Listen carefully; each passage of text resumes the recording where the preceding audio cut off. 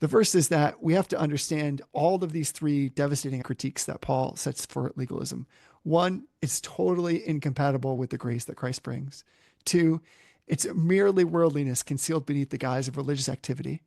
And three, it's singularly useless at changing lives and communities. All those things are true.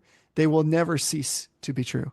And so if you want the real thing is the God man, the one who Yeah. comes and crushes the serpent's head, the one that comes in power, the one's our first brother, the one who will rise, sorry, has risen from the dead and will rise us as our first brother. He is the real deal. And that's the one that Paul will just keep leading us to over and over and over again in this beautiful letter.